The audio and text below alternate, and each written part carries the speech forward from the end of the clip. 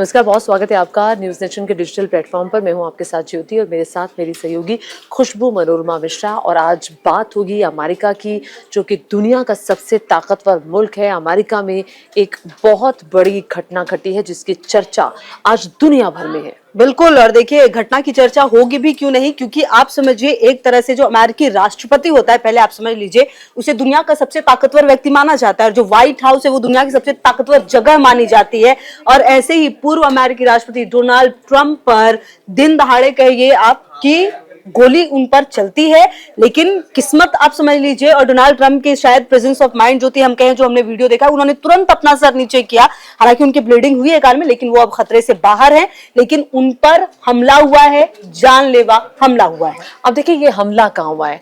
अब सबसे पहले मैं आपको बता दूं कि अमेरिका में इन दिनों राष्ट्रपति चुनावों की तैयारियां चल रही हैं। अभी आपने एक प्रेसिडेंशियल डिबेट देखी थी जो बाइडेन और डोनाल्ड ट्रंप की, जिसमें जो बाइडेन जो है वो काफ़ी उन पर सवाल उठाए जा रहे थे और काफ़ी भारी पड़ गए थे डोनाल्ड ट्रंप उन पर। तो उसी की तैयारियों के सिलसिले में पेंसिल्वेनिया के बटलर पहुंचे हुए थे डोनाल्ड ट्रंप। शाम का 6-6:15 बजे का वक्त था अमेरिकी टाइम के मुताबिक। और उस वक्त जब वो स्पीच दे रहे थे, आसपास बहुत लोगों की भीड़ थी। जब वो स्पीच दे रहे थे तो एक उनको एहसास होता है कि कुछ गलत हुआ। गोली की आवाज आई, उनके कान के पास से गुजरती हुई गोली निकली, उनके कान को भेदते हुए। उनके कान से खून आया। वो खून तस्वीरों में भी देखा गया, उनके कान पर लगा, मुंह पर लगा, तो भेदती हुई आगे गई। और इस वाक्य ने पूरे अमेरिका को हिलाकर रख दिया, सवाल खड़ा किया गन कल्चर। बिल्कुल। और अब देखिए, सवाल तो खड़े हो ही रहे हैं और ऊपर से बयानों का भी सिलसिला लगातार जारी हो रहा है। जो बाइडेन है वो लौट आए हैं, कहीं पर गए हुए थे, लेकिन अब वो व्हाइट हाउस लौटे हैं। उन्होंने मीटिंग बुलाई है और इस घटना की निंदा की है। सबने एक सिरे से कहा है कि ये घटना नहीं होनी चाहिए, लोकतंत्र के लिए सबसे बुरा हो सकता था तो यही हो सकता था। प्रधानमंत्री मोदी ने इनफैक्ट ट्वीट किया है कि ये जो घटना हुई है बहुत गलत हुई है।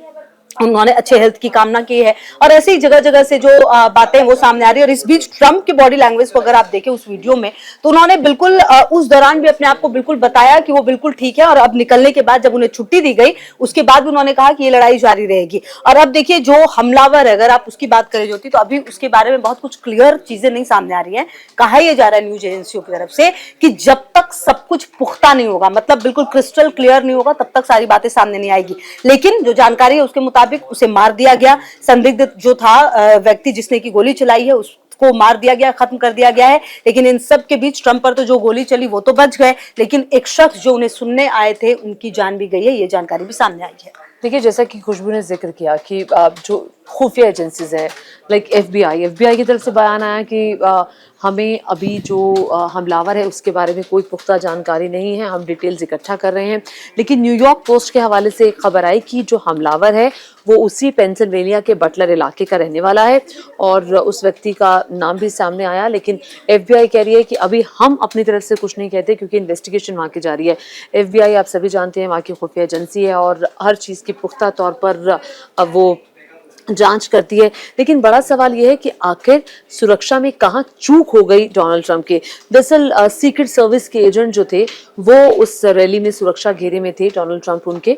और जैसे ही ये हमला होता है वो तुरंत उनको घेर लेते हैं और नीचे बैठते हैं, फिर बाद में निकाला जाता है। और ट्रंप की आपने वो तस्वीर नोटिस की होगी जिसमें वो ऐसे मुट्ठी को बंद करके कह रहे हैं कि वी विल फाइट। वो बताने की कोशिश कर रहे हैं। और वो जो तस्वीर है, वो तस्वीर अमेरिका के चुनावों की तस्वीर भी बदल सकती है, क्योंकि तस्वीरें बहुत कुछ कहती हैं, तस्वीरों में बहुत ताकत होती है। और इस बार का जो अमेरिका का राष्ट्रपति का चुनाव है वो मुझे लगता है एक ऐसा चुनाव है जो पहले से ही बटा हुआ दिखाई दे रहा है और साफ तौर पर ये डिवीजन नजर आता है।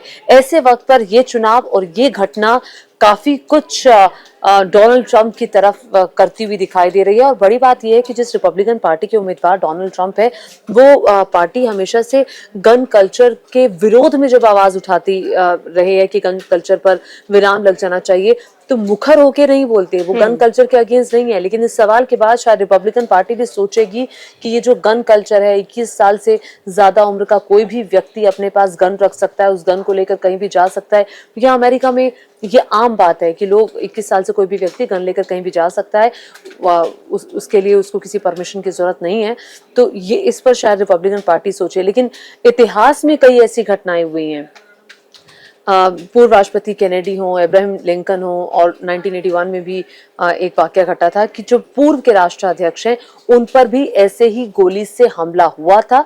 और अभी तक अमेरिका में उस गन कल्चर, उन घटनाओं के बाद भी कोई सबक नहीं लिया अमेरिका ने। एक और घटना सामने। बिल्कुल, अब देखना होगा कि इस घटना के बाद कितना कुछ बदलता है और क्या बड़े फैसले लिए जाते हैं, क्योंकि देखिए ये बहुत बड़ी बात है कि आप एफबीआई जैसी संस्था आपके पास है, आप इतने बड़े लोकतंत्र हैं, ताकतवर देश हैं, और ऊपर से अगर आपके पूर्व राष्ट्रपति पर इस तरह की घटना होती है तो वो कहीं ना कहीं कई सारे सवाल जरूर खड़े करती है। और इस पूरे घटनाक्रम में सिर्फ 400 मीटर की दूरी थी, जो जानकारी आई है। AK-15 से 20 राउंड की फायरिंग की गई, ये तमाम जानकारी सामने आई है। बहरहाल हमलावर कौन था और सबसे बड़ी बात कि उसका मोटिव क्या था, ये बहुत समझना जरूरी है। क्योंकि देखिए इससे पहले कहा यह जा रहा है कि जो हमलावर, उसका एक वीडियो काफी वायरल हुआ है जिसमें उसने ट्रम्प के खिलाफ और जो रिपब्लिकन पार्टी है उनके खिलाफ काफी बातें कही हैं। लेकिन ये सब अभी सूत्रों के हवाले से, जब तक पुख्ता जानकारी आएगी नहीं तब तक बहुत कुछ कहा नहीं जा सकता। तो इस पर देखना होगा बेहद महत्वपूर्ण कि इस घटनाक्रम के बाद अमेरिका में क्या कुछ बदलता है, जो बाइडेन क्या बड़ा फैसला लेते हैं। एक इमरजेंसी मीटिंग भी जो बाइडेन ने बुलाई, और वो इमरजेंसी मीटिंग में जो ज्यादातर वहाँ की खुफिया एजेंसीज हैं, जो एजेंसीज हैं सुरक्षा से जुड़ी हुई, उनको बुलाया गया है।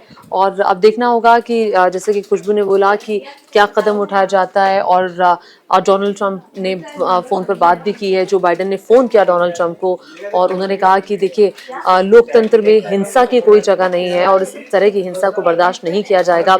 जो पूर्व राष्ट्रपति बराक ओबामा है उन्होंने भी इसकी निंदा की है। पूर्व राष्ट्रपति जॉर्ज डब्ल्यू बुश ने भी इस हमले की कड़े शब्दों में निंदा करते हुए कहा कि इस तरह की घटना बर्दाश्त नहीं की जाएगी और इस पर कुछ पुख्ता कदम उठाने की जरूरत है।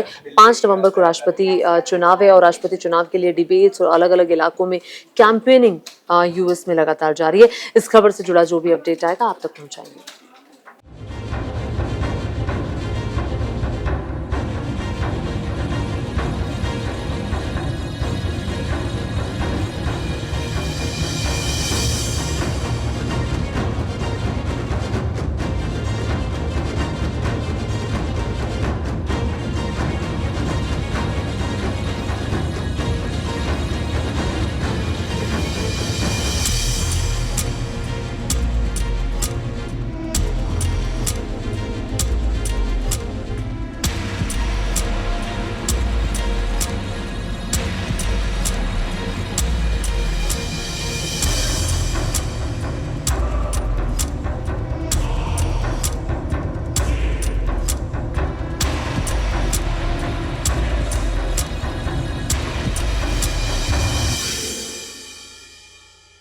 न्यूज नेशन अब व्हाट्सएप पर खबरों के ताजा अपडेट के लिए न्यूज नेशन के इस QR कोड को स्कैन करें।